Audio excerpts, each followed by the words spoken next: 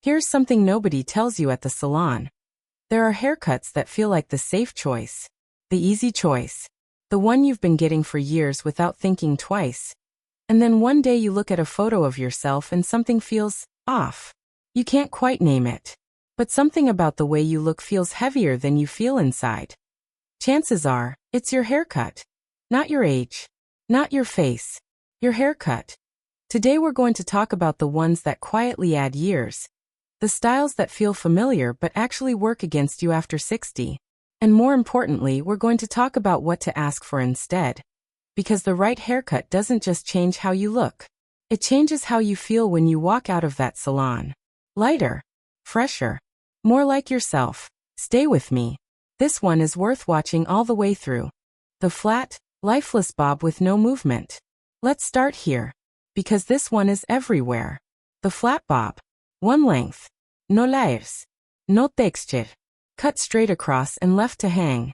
It looks clean in theory. Simple. Easy to maintain. And for years it was the go-to for women who wanted something manageable and polished. But here's what actually happens. A flat, unlayered bob creates a heavy horizontal line right at the jaw. After 60, that line does something you don't want. It draws the eye directly to the jaw and neck area. The two places where most faces have changed the most. There's no lift. No softness. No movement to distract or flatter. Just a solid wall of hair sitting at the exact wrong place.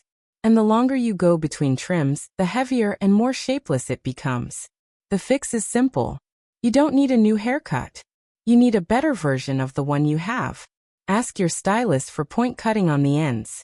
A little internal layering. Maybe a soft graduation at the back that allows the hair to sit slightly closer to the neck rather than hanging straight down. These changes cost nothing extra. They take maybe 10 minutes. And they completely transform how the same bob looks and moves. A bob with texture breathes. A bob with movement flatters. That's all it takes. The tight perm that hasn't changed since 1987. This is the one that might sting a little. But it needs to be said. The tight perm. Small, uniform curls covering the entire head. Dense, close, and completely controlled. There was a time when this was considered practical. Smart. Low maintenance. The sensible choice for women who didn't want to fuss with their hair every morning. But tight perms carry something invisible with them. A visual shorthand that reads instantly as dated. And dated reads as older. It's not about curly hair being bad. Curly hair can be absolutely stunning after 60. The difference is movement. Tight, uniform curls remove all natural softness from the hair. Everything becomes one dense shape. One texture. No variation. No life. Compare that to a loose wave. A soft spiral. A modern curl that moves freely rather than sitting locked in place. The same woman with a loose, modern wave looks decades more current than she does with a tight perm. Even if the length and color are identical. If you've been getting perms out of habit, have an honest conversation with your stylist. Ask about large barrel wave sets. Ask about enhancing your natural texture rather than replacing it. Your hair deserves to breathe. And so do you. Very long hair with no layering or shape. Long hair after 60 is not a mistake. Let's be clear about that right away. But long hair with no layers, no face framing, and no shape. That's a different story. When hair hangs long and flat with no movement, it pulls everything downward. Visually, it adds weight to the lower face. It emphasizes the neck. It makes the whole silhouette feel heavy rather than graceful. And there's another thing that rarely gets mentioned. Flat, dense, single-tone long hair after 60 can actually make the face look more tired. Not because of the length, but because heavy, shapeless hair creates a shadow effect around the face that darkens rather than brightens. The solution isn't to cut it short. The solution is layers. Face framing layers that begin near the cheekbones instantly lift the eye upward. Long layers through the body of the hair create movement, so the overall shape feels light rather than heavy. Color dimension helps too. Long hair in a single flat tone looks dense. Add some soft highlights or a lived-in balayage and suddenly the same length looks luminous and alive. Long hair can be one of the most beautiful things about a woman over 60. You just need to give it some shape. Ask for face framing layers. Ask for movement. That's all it needs. Heavy blunt bangs straight across the forehead. Bangs are having a moment right now. And honestly, a good fringe can look incredible after 60. But heavy blunt bangs cut in a thick straight line across the forehead?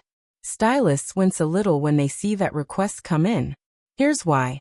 A dense, solid fringe creates the strongest possible horizontal line on your face. And strong horizontal lines shorten.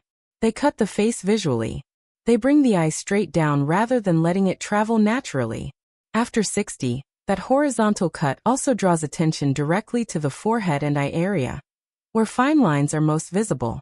So instead of softening the face, heavy blunt bangs often do the opposite. There's also the upkeep. Blunt bangs need trimming every 2 to 3 weeks, or they start to look overgrown and heavy very quickly. What works beautifully instead is a soft fringe. Wispy. Feathered. A curtain bang with a soft center part. Or side-swept pieces that blend gradually into the rest of the hair, rather than landing in a hard line. These give you the youthfulness of a fringe without boxing the face in. Soft bangs frame. Heavy bangs cut. That one distinction makes all the difference. The severe short crop with nothing on top. Short hair is not the enemy. Please hear that. Short hair on a woman over 60 can look absolutely stunning. Modern. Sharp. Completely intentional. But the severe close crop, buzz tight, nothing on top, no volume, no texture, no softness anywhere. That version of short hair takes away something critical. It takes away framing. After 60, the face benefits from softness around it. A little volume at the crown draws the eye upward. Soft pieces near the temples create a gentle frame. Even the smallest amount of texture around the face makes a visible difference in how the whole face reads. When hair is cropped uniformly close to the skull with no variation, the head becomes a solid shape. And a solid shape without framing draws attention to every change that time has made, to the jawline, the neck, the brow. The good news is this takes almost nothing to fix. A textured pixie with half an inch of extra volume on top is a completely different haircut from a severe crop. A tiny bit of layering near the temples changes everything. Talk to your stylist about where the volume should live. Ask for texture. Ask for something that moves slightly rather than sitting completely flat. Short hair with intention always looks younger than short hair that's just easy. Here's what I want you to take away from all of this. None of these haircuts are wrong because of you. They're wrong because of how they interact with the face, with the light, with the natural changes that come with time. And every single one of them has a better version. A version that lifts instead of drags. That softens instead of cuts. That frames instead of exposes. You don't need a dramatic transformation. You don't need to start from scratch. Most of the time, it's just a conversation at the salon. Asking for texture here, softness there, a little movement where there wasn't any before. That conversation is worth having. Because when your hair works with you, everything else follows.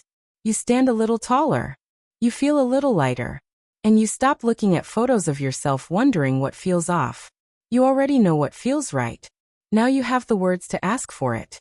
If you found this video helpful, don't forget to subscribe to Timeless Wisdom Path.